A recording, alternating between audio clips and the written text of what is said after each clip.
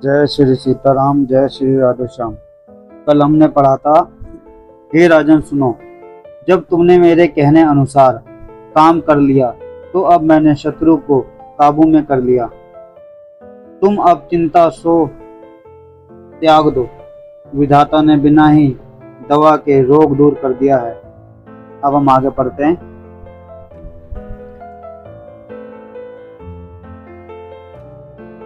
कुल सहित शत्रु को जड़ मूल से उखाड़ बहार कर चौथे दिन तुमसे आ मिलूंगा। तपस्वी राजा को खूब दिलासा देकर वह महामायावी और अत्यंत क्रोधी राक्षस चला। उसने प्रताप भानु राजा को घोड़े सहित क्षण भर में घर पहुंचा दिया। राजा को रानी के पास सुलाकर घोड़े को अच्छी तरह से घुड़साल में बांध दिया। फिर वह राजा के पुरोहित को उठा ले गया और माया से उसकी बुद्धि को भ्रम में डालकर उसने पहाड़ की खो में ला रखा। वह आप पुरोहित का रूप बनाकर उसकी सुंदर सेज पर जा लेटा। राजा सवेरा होने से पहले ही जगा और अपना घर देखकर उसे बड़ा ही आश्चर्य माना। मन में मुनि की महिमा का अनुमान करके वह धीरे से उठा जिसमें रानी ना जान पावे। फिर उसी घोड़े पर चढ़कर वन को चला। नगर के किसी भी स्त्री पुरुष ने नहीं जाना। दोपहर बीत जाने पर राजा आया। घर घर उत्सव होने लगा और बधावा बजने लगा। जब राजा ने पुरोहित को देखा तब वह उसी कार्य का स्मरण कर उसे आश्चर्य से देखने लगा। राजा को 3 दिन युग के समान बीते। उसकी बुद्धि कपटी मुनि के चरणों में लगी रही। निश्चित समय जानकर पुरोहित बना हुआ राक्षस आया और राजा के साथ कोई गुप्त सलाह के अनुसार उसने अपने सब विचारों से समझाकर कह दी। संत के अनुसार गुरु को उस रूप में पहचान कर राजा प्रसन्न हुआ। ब्रह्मवश उसे चेत न रहा कि यह तापस मुनि है या काल केतु राक्षस। उसने तुरंत ही 1 लाख उत्तम ब्राह्मणों को कुटुंब सहित निमंत्रण दे दिया। पुरोहित ने 6 रस और 4 प्रकार के भोजन जैसा कि वेदों में वर्णन है बनाए। उसने मायामयी रसोई तैयार की और इतने व्यंजन बनाए जिन्हें कोई गिन नहीं सकता। अनेक प्रकार के पशुओं का मांस पकाया और उसमें और दुष्ट ने ब्राह्मणों का मांस मिला दिया। वह सब ब्राह्मणों को भोजन के लिए बुलाया और चरण धोकर आदर सहित बैठाया। जो ही राजा परोसने लगा उसी काल केतुकृत आकाशवाणी हुई, हे ब्राह्मणों, उठकर अपने घर जाओ। यह अन्न मत खाओ, इसके खाने से बड़ी हानि है। रसोई में ब्राह्मणों का मांस बना है। आकाशवाणी का विश्वास मानकर ब्राह्मण उठ खड़े हुए। राजा व्याकुल हो गया, परंतु उसकी बुद्धि मोह में भूली हुई थी। होनहारवश उसके मुंह से एक बात भी नहीं निकली। तब ब्राह्मण क्रोध सहित बोल उठे। उन्होंने कुछ भी विचार नहीं किया। अरे मूर्ख राजा, तू जाकर परिवार सहित राक्षस हो जा।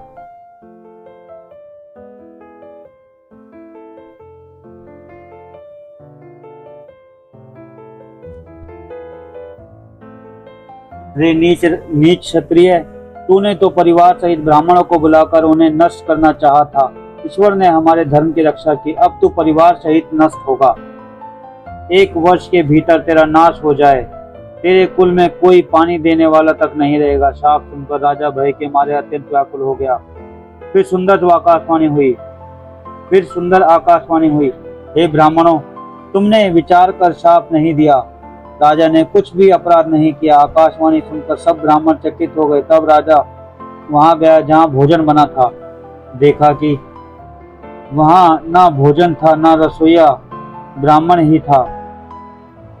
तब राजा मन में अपार चिंता करता हुआ लौटा। उसने ब्राह्मणों को सब वृतांत सुनाया और भयभीत और व्याकुल होकर वह पृथ्वी पर गिर पड़ा। हे राजन, यद्यपि तुम्हारा दोष नहीं है तो भी होनहार नहीं मिटता। ब्राह्मणों का श्राप बहुत ही भयानक होता है, यह किसी भी तरह टाले नहीं टल सकता। ऐसा कहकर सब ब्राह्मण चले गए। नगरवासियों ने जब यह समाचार पाया तो वे चिंता करने लगे और विधाता को दोष देने लगे, जिसने हंस बनाते बनाते कौवा कर दिया। ऐसे पुण्यात्मा राजा को देवता बनाना चाहता था तो राक्षस बना दिया। पुरोहित को उसके घर पहुंचाकर असुर कालकेतु ने कपटी तपस्वी को खबर दी।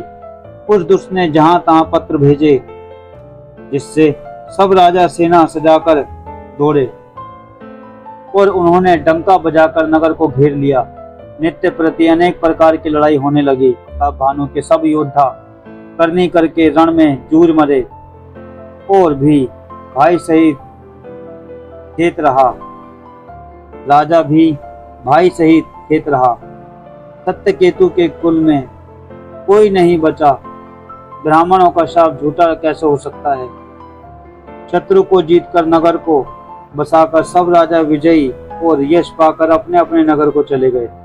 याज्ञवल्लभ जी कहते हैं, भारद्वाज जी सुनो, विधाता जब जिसके विपरीत होते हैं तब उसके लिए धूल सुमेरु पर्वत के समान भारी और कुचल डालने वाली पिता यम के समान कालरूप और रस्सी सांप के समान हो जाती है।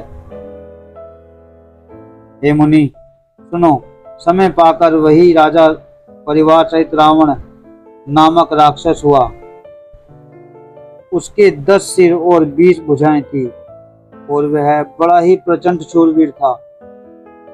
हरिमर्दन नामक जो राजा था, हरिमर्दन नामक जो राजा का छोटा भाई था, वह बल का धाम कुंभकर्ण हुआ। उसका जो मंत्री था, जिसका नाम धर्मरुचि था, वह रावण का सौतेला छोटा भाई हुआ। उसका विभीषण नाम था। इसे सारा जगत जानता है। वह विष्णु भक्त और ज्ञान विज्ञान का भंडार था। और जो राक्षस और जो राजा के पुत्र और सेवक थे, वे सभी बड़े बड़े भयानक राक्षस हुए।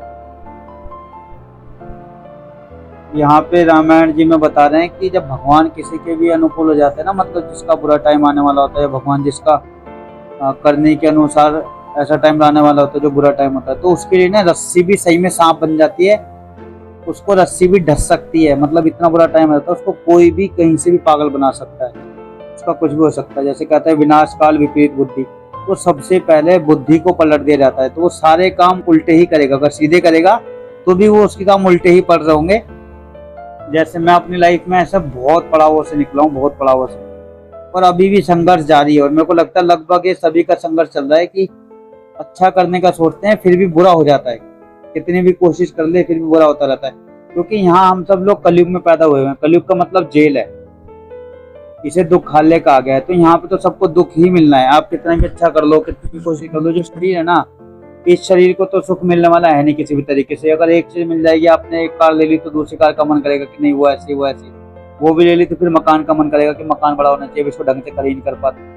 मकान बड़ा हो गया अगर तो फिर सोचेंगे यार घर के पास एक पार्क भी होना चाहिए।